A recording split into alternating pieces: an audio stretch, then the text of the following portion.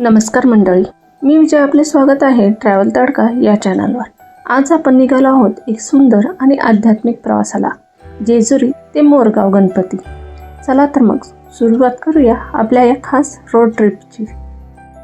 आत्ता आपण आहोत जेजुरीमध्ये. ही आहे खंडोबाची नगरी जेजुरी. सोन्याच्या भंडाऱ्याने न्याहालेले हे मंदिर म्हणजे भक्तांसाठी स्वर्गच.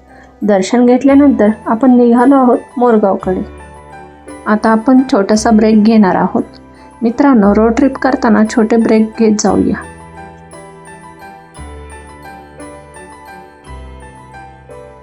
जेजुरीपासून थोडेसे अंतर पुढे आलो की आपल्याला दिसते मोरया मिसळ. येथे आम्ही नाश्त्यासाठी थांबलो होतो मोरया मिसळला. इथली मिसळ खूपच छान आहे आणि चवीला तर एक नंबर आहे. येथे आलात तर तुम्ही मिसळ ट्राय करू शकता. आता आपण निघालो आहोत मोरगावच्या दिशेने. जेजुरीहून मोरगावपर्यंतचं अंतर साधारण 30 ते 35 किलोमीटर आहे. रस्ता खूप सुंदर आहे. दोन्ही बाजूंना शेती, डोंगर आणि शांत वातावरण. मध्ये आपल्याला छोटे छोटे गाव लागतात. हा रूट खास करून रोड ट्रिपसाठी परफेक्ट आहे. दोन्ही बाजूंना शेती, हिरवई आणि शांतता. शहराच्या गोंगाटापासून दूर जाण्यासाठी एकदम बेस्ट आहे. रोड ट्रिप म्हणजे फक्त प्रवास नाही, तर प्रवासातले क्षण अनुभवायचे असतात. आपल्याला जाताना या रूटवर रसाची दुकानं पाहायला मिळतात. ताजे ऊसाचे रस येथे मिळतात. त्याचप्रमाणे मिसळचेही बरेच इथे स्टॉल आहेत. जोगेश्वरीची मिसळ आहे, शिवनेरी मिसळ पाहायला मिळते, मोरया मिसळ आहे. आपण येथे कुठेही थांबून थोडा वेळ ब्रेक घेऊन नाश्ता करू शकतो.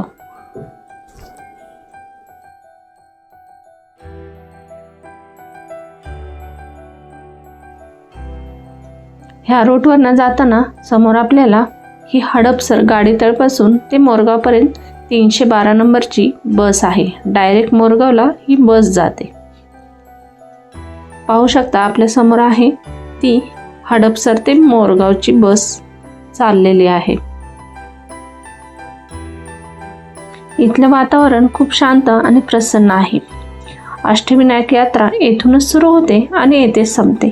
त्यामुळे या ठिकाणाला विशेष महत्त्व आहे. अष्टविनायकाची यात्रा मोरगावपासून चालू होते आणि सर्व अष्टविनायकाचे दर्शन झाल्यानंतर पुन्हा मोरगावला येऊन संपते. रोडच्या दोन्ही बाजूला आपल्याला झाडे पाहायला मिळतात. त्याचबरोबर शेती येथे खूप आहे.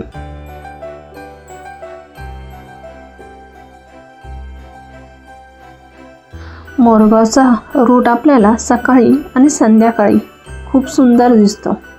रस्त्यावरून जाताना एक वेगळी शांतता जाणवते.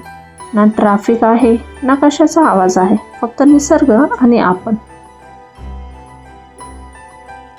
या रस्त्यावरून गावाकडचं जीवन अगदी जवळून पाहायला मिळतं. लोक साधी, हसतमुख आणि मनाने खूप श्रीमंत. अशा ठिकाणी थोडा वेळ थांबून फील घ्यायला हवंच. आता आपण मोरगावच्या अगदी जवळ आलो आहोत. रस्ता थोडा छोटा होतो, पण आसपासचं वातावरण अजून शांत आणि सुंदर वाटतं. ह्या रूटला जास्त करून आपल्याला मिसळचे हॉटेल खूप पाहायला मिळतात. दोन्ही साईडला आपल्याला शेती दिसत आहे. ट्रॅफिकही कमी आहे.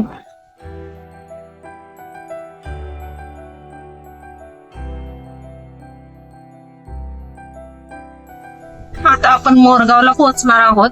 एक 5 मिनिटं राहिलेली आहेत मोरगाव मंदिर येण्यासाठी.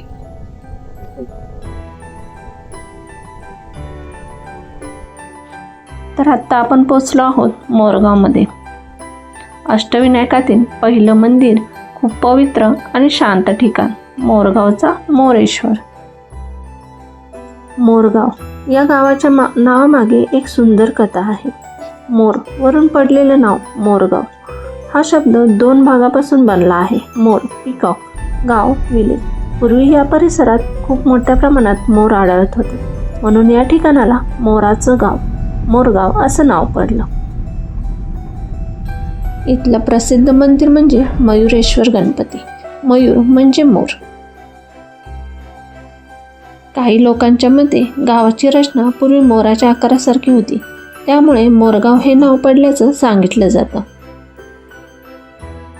थोडक्यात सांगायचे म्हणजे मोरांची संख्या जास्त म्हणून मोरगाव. मयुरेश्वर गणपतीची कथा सुद्धा आहे, त्यामुळे या नावाला धार्मिक अर्थ आहे. गावाचा आकार पूरक आहे. या सर्व कारणांवरून या गावाला मोरगाव असे नाव पडलेले आहे. मोरगाव गावात आल्यावर सुद्धा आपल्याला इथे जास्त ट्रॅफिक दिसत नाही. शांत असे हे गाव वाटते. पण तुम्हाला माहीत आहे का, हा प्रवास इतका खास का आहे? कारण जेजुरीचा खंडोबा आणि मोरगावचा गणपती यांच्यामध्ये आहे एक खास आध्यात्मिक नातं. असं मानलं जातं, कोणतीही यात्रा पूर्ण व्हायची असेल तर गणपती बाप्पाचं दर्शन घेणं आवश्यक आहे. म्हणूनच हा प्रवास अपूर्णतेतून पूर्णत्वाकडे नेतो. तर मित्रांनो, असा होता आपला छोटासा पण सुंदर प्रवास जेजुरी ते मोरगाव. व्हिडिओ आवडला असेल तर लाईक, शेअर आणि सबस्क्राईब करायला विसरू नका. मोरगावमध्ये आल्यानंतर येथे पार्किंगचे 50 रुपये घेतले जातात. पुढे मंदिराच्या येथे मोठे प्रशस्त पार्किंगची सोय केलेली आहे. गणपती बाप्पा मोरया. पुढच्या व्हिडिओमध्ये आपण मोरगावच्या मोरेश्वरचं दर्शन घेणार आहोत. धन्यवाद.